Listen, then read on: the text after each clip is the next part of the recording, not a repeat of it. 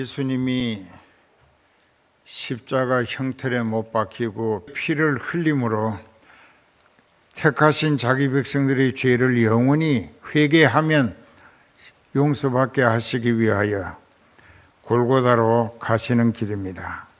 백성과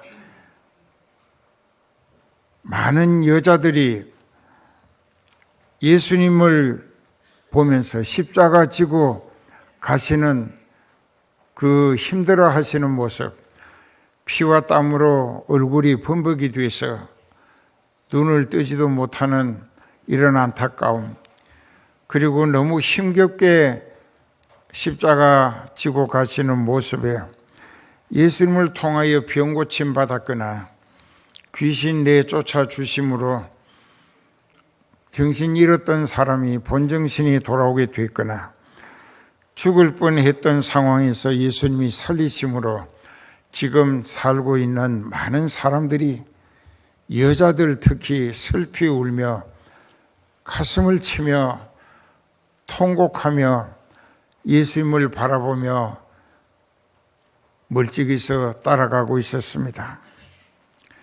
그때 예수님은 자기의 고통은 망각하신 듯 그들을 바라보시고 하시는 말씀이, 예루살렘의 딸들아, 나를 위하여 울지 말라. 왜? 나는 아버지와 성령으로 더불어 삼위 하나님이 의논해서 결정된 대로 희생양으로 택하신 백성들을 대속하는 죽음을 죽어주기 위해서 왔고, 지금 이 십자가를 지고 가는 것은 여기 못 박혀 언약의 피를 흘리고 죽어줘야 당신네들이 내가 십자가에서 목숨 바쳐 대속한 구속의 은혜를 성령이 알게 하실 때 회개하고 죄사함을 받으며 믿음으로 예수님을 통해서 하나님께 구원을 얻어야 한다. 나는 그리스도로서의 소임을 다하기 위하여 죽을 자리로 끌려가는 과정이 있고, 이 십자가 형틀에 못 박혀 피 흘리고 죽어줘야 나는 온 인류의 영원한 구원자가 될 수 있기 때문에, 내가 괴로워하고 힘들어하고 고통 가운데 죽으러 가는 이 길을 보고 내게 동정의 눈물을 흘릴 필요가 없다는 것입니다. 알아들어요? 아주 중요한 얘기입니다. 많은 사람들이 교회 다니면서 우는데 그 우는 울음도 좀 잘못된 울음이 참 많아요. 그런데 울음도 똑바로 울어야 효과를 봐서 죄를 철저히 회개함으로 죄책감에 창자가 끊어지는 것 같은 단장의 회개, 단장이라고 하는 말이 자를 단자, 창자 장자입니다. 창자가 잘리는 것 같은, 끊어지는 것 같은 죄책감으로 회개해야 그 회개의 진정성이 인정되어야 하나님으로부터 예수 그리스도의 피로 대속하신 은혜를 입어 용서받게 된다는 것입니다. 자신의 울음이 정말 하나님 앞에 내가 지옥 가지 않기 위하여 내가 잘못 산 죄 때문에 그걸 용서받자고 예수님 이름 의지해서 하나님 앞에 애통하며 자복하고 통곡했는가? 그게 있어야 한다 이게. 그래서 예수님은 자기는 그리스도의 책임을 다하기 위하여 자기가 가야 할 길을 가고 있고 죽어야 할 자리에 찾아가고 있는데, 그런 나를 위하여 울지 말라 이게. 울 일이 아니다 이게. 내가 이렇게 피 흘리고 고통 가운데 죽임 당해야 당신들이 나를 믿음으로 하나님 앞에 회개하는 죄마다 영원히 용서받을 수 있게 되기 때문에 내가 가는 이 길은 내가 당신네들의 죄를 대속하기 위해서 부득이 가야 하는 과정이기 때문에 이런 나를 위해서 울지 말고 나를 불쌍히 여기는 마음 가지고 울지 말라 이게.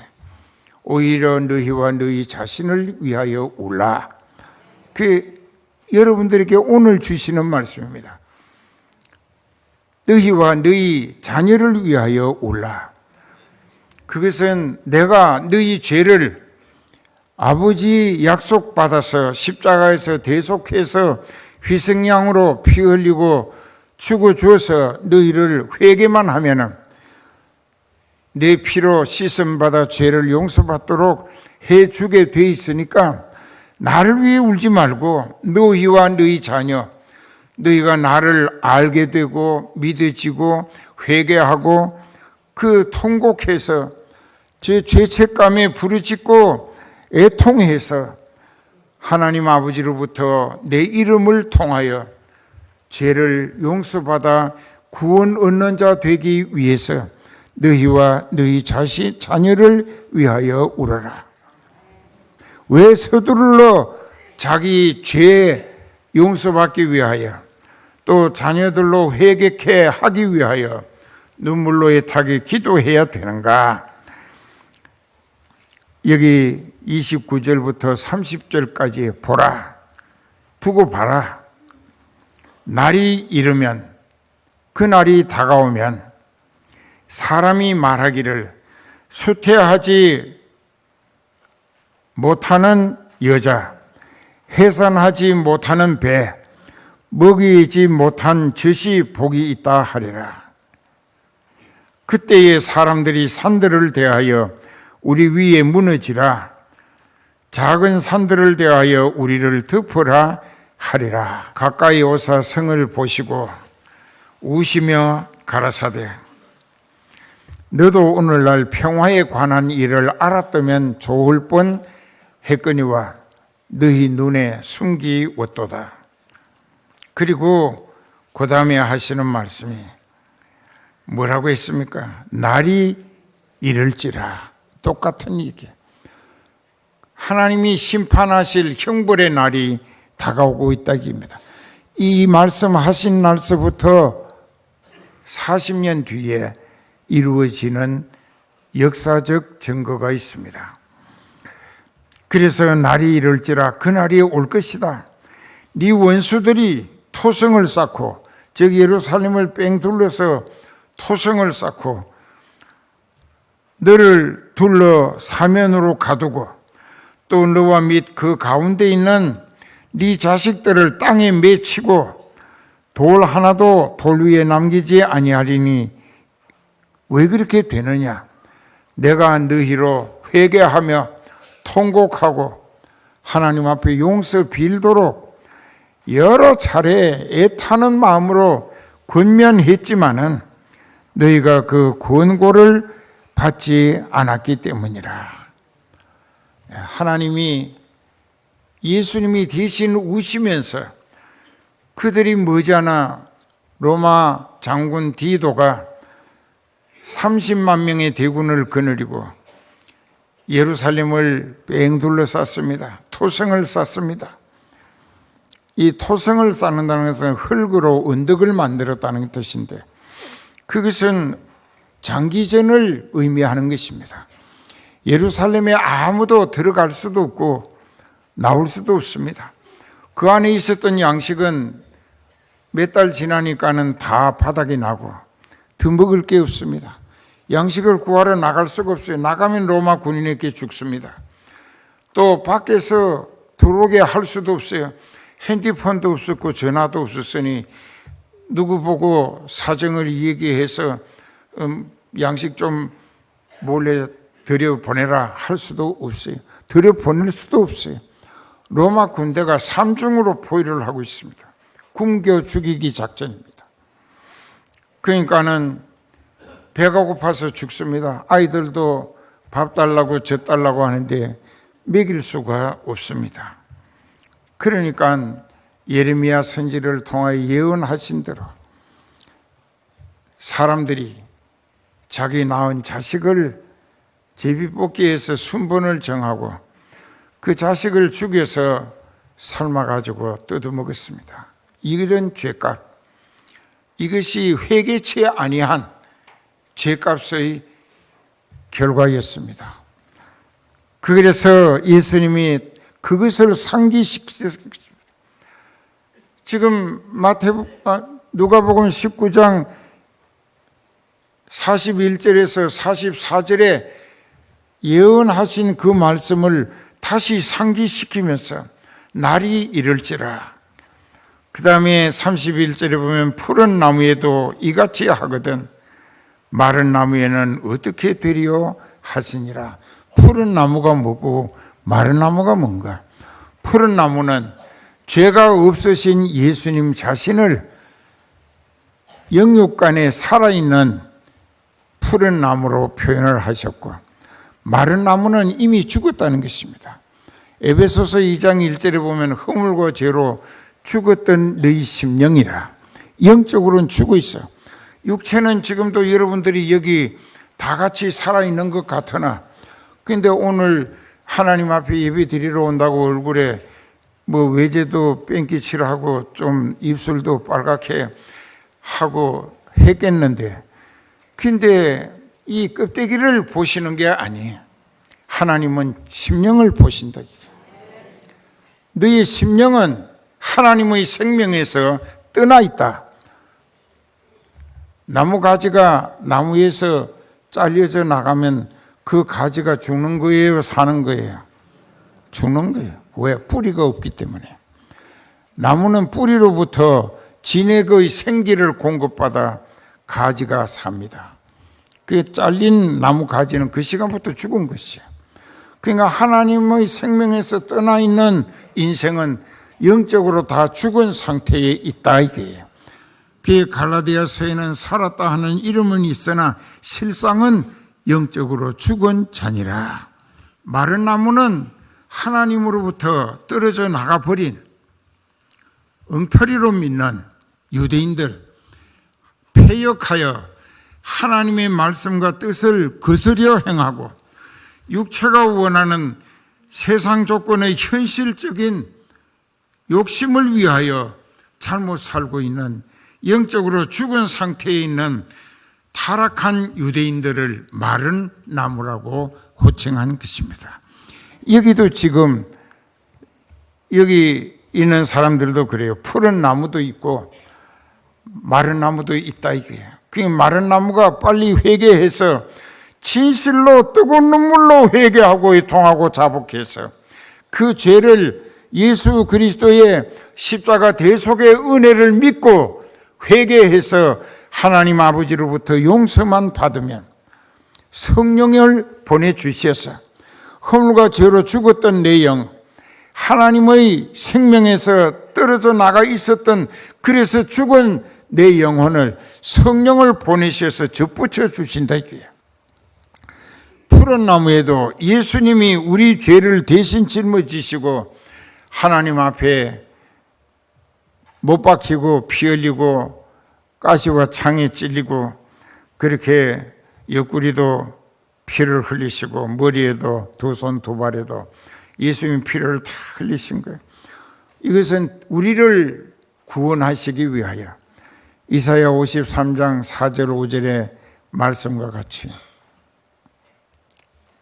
그는 실로 우리의 질고를 지고 우리의 슬픔을 당하였거늘 우리는 생각하기를 그는 하나님께 징벌을 받아서 매를 맞으며 고난을 당한다 하였노라. 그가 찔림은 우리의 허물을 인하며 그가 상함은 우리의 죄악을 인함이라. 그가 징계를 받음으로 우리는 평화를 얻었고 그가 채찍에 맞음으로 우리 병 나음을 얻었도다. 그러니까 예수님을 믿음으로 회개할 때만 누구나 사람은 죄를 용서받을 수 있습니다. 그렇게 회개하고 죄를 용서받아야 하기 때문에 야고보서 4장에 8절, 9절, 10절에 보면은 하나님을 가까이 하라. 그리하면 너희를 가까이 하시리라. 죄인들아 손을 깨끗이 하라. 두 마음을 품은 자들아 마음을 성결케 하라. 슬퍼하며 애통하며 울지어다. 너희 웃음을 애통으로 너희 즐거움을 근심으로 바꿀지어다. 주 앞에서 낮추라. 그리하면 주께서 너희를 높이시리라. 한 번 더 봅니다. 하나님을 가까이 하라. 그리하면 너희를 가까이 하시리라. 죄인들아 손을 깨끗이 하라. 두 마음을 품은 자들아 마음을 성결케 하라. 슬퍼하며 애통하며 울지어다. 너희 웃음을 애통으로 너희 즐거움을 근심으로 바꿀지어다. 주 앞에서 낮추라. 그리하면 주께서 너희를 높이시리라. 자, 회개하라는 것입니다. 아주 낮아져서 자기의 죄책감에 창자가 끊어지는 것 같은 애통, 자복으로 통곡하며 회개하기를 서두르면, 1시간이라도 서두르면 그 1시간 동안에 당할 고통, 죄값의 형벌을 면할 수 있게 해 주신다는 것입니다. 그러면 이제 히브리서 5장에 보면은 거기 7절에 그는 육체에 계실 때에 자기를 죽음에서 능히 구원하실 이에게 심한 통곡과 눈물로 간구와 소원을 올렸고 그의 경외하심을 인하여 들으심을 얻었다. 그 히브리 기자가 기록한 예수님의 그 우신 그 울음에 대하여 이 마지막 우신 울음입니다. 예수님의 공생애에 예수님이 3번 우셨어요. 요한복음 11장 35절에 보면 예수께서 눈물을 흘리시더라. 그 나사로가 죽었습니다. 그런데 갈릴리에서 전도하시던 예수님께 마르다와 마리아 여동생 둘이서 사람을 사서 오빠가 다 죽어가니까 오셔서 안 죽게 해달라고 보냈는데 그 소식을 듣고 예수님은 거기 이틀을 더 머무셔요. 무척 신세 많이 진 집이고 또 사랑하시는 사람들이었습니다. 근데도 기다려요. 그리고 이틀이 지나서 제자들에게 우리가 다시 유대로 가자. 그러니까는 급쟁이 도마가 얼마 전에도 거기서 돌에 맞아 죽을 뻔했는데 또 그리로 가시렵니까? 했을 때 예수님의 첫마디가 우리 친구 나사로가 잠들었느니라. 그러니까 또 버르장머리 없는 제자가 시큰 자면 일어나겠죠. 뭐 자는 걸 깨우러 거기까지 이틀 길을 가셔야 합니까? 했을 때 예수님이 다시 고쳐 말씀하시기를 우리 친구 나사로가 죽었느니라. 그 예수님의 말씀이 잠들었느니라 하는 것은 부활의 소망을 비추신 말씀이고 이 죽었느니라 하는 것은 제자들이 이해를 못하니까 그 죽었다. 그리고 이어서 하시는 말씀이 내가 거기 있지 아니한 것을 너희를 두고 아버지께 감사한다. 왜? 내가 거기 있었더라면 나도 나사로를 사랑했기 때문에 나사로의 병을 그냥 고쳐서 안 죽게 했을 것이다. 그렇게 되면은 내가 제자인 너희들과 나를 믿고 따르는 사람들에게 부활이 어떻게 실질적으로 가능한가 하는 것을 입증해 보일 시청각적 교육의 자료를 위하여 나사로가 죽기를 기다렸다 이게. 이틀을 기다린 거예요. 하나님이 생명 거두셔서. 죽은 지 이제 이틀 기다려서 죽었고 거기서 또 걸어서 가시는 거예요.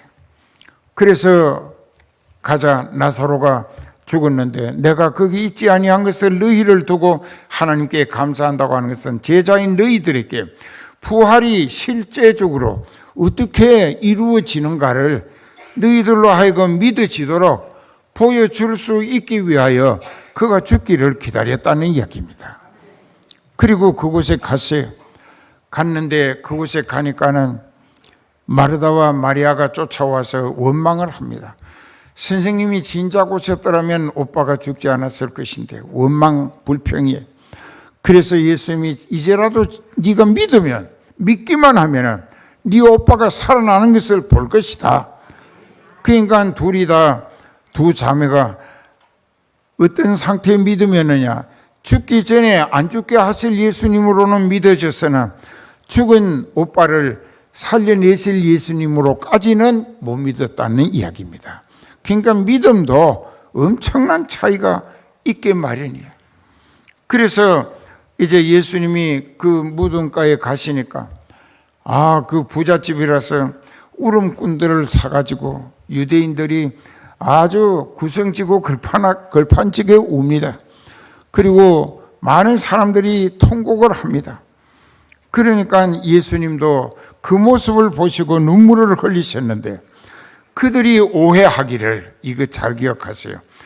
그 유대인들 나사로의 죽음을 슬퍼하는 사람들이 예수님이 눈물을 흘리시더라.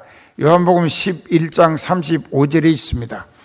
그래서 예수님이 우시니까 저 사람이 예수님, 저분이 이 죽은 나사로를 너무너무 사랑하셨다는 것이 확인됐다는 식으로, 그러면 장님의 눈을 뜨게 하신 저 예수님이 왜 그렇게 사랑하시는 나사로를 죽지 않게 해 주시진 않았는가고 오해를 한다, 이게.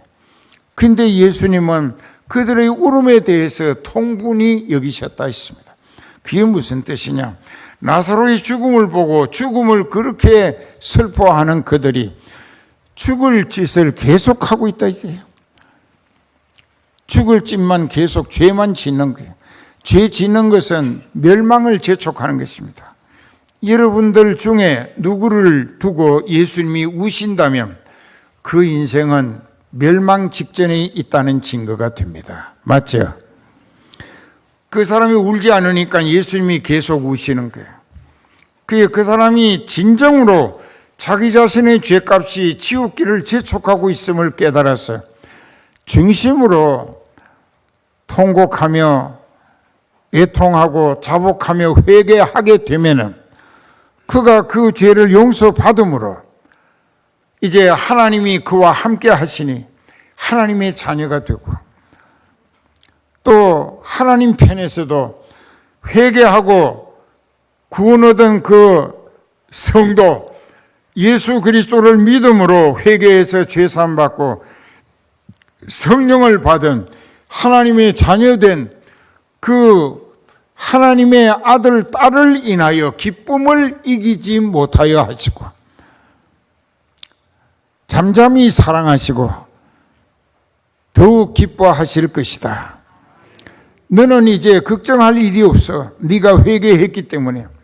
내가 너와 함께함으로 너는 두려워할 일도 없어. 화를 당할 일도 없어. 너는 지옥 갈 일도 없어. 너는 내 자녀이기 때문에 믿음 지켜 살다가 하늘나라까지 차지하고 물려받게 될 것이다. 그 우리가 오늘 진심으로 통곡하고 회개하면 즉시 하나님으로부터 이렇게 용서받고 성령 받으면 하나님의 자녀가 되고 하늘나라 후사로서 상속받는 특권을 보장받는다. 저주도 없고 지옥 갈 일도 없고. 그러니까 우리 인생이 믿음으로 살기만 하면 하나님께서 살리시는 은혜로 살고 하나님이 예비하시고 가라시는 길로 순종하여 가면서 그 길에서 해야 할 일을 감당하려고 중심으로 힘쓰고 애쓰게 되면 성령이 도와 감당하게 하시고, 그리고 하나님은 그런 나를 보시고 기쁨을 이기지 못해 하신다. 그리고 잠잠히 사랑하신다. 잠잠히 사랑하신다는 건 하나님 마음속 깊이 사랑하신다는 증거입니다. 자, 얼마나 좋은 결과를 보장받습니까? 회개하고 이렇게 됩시다.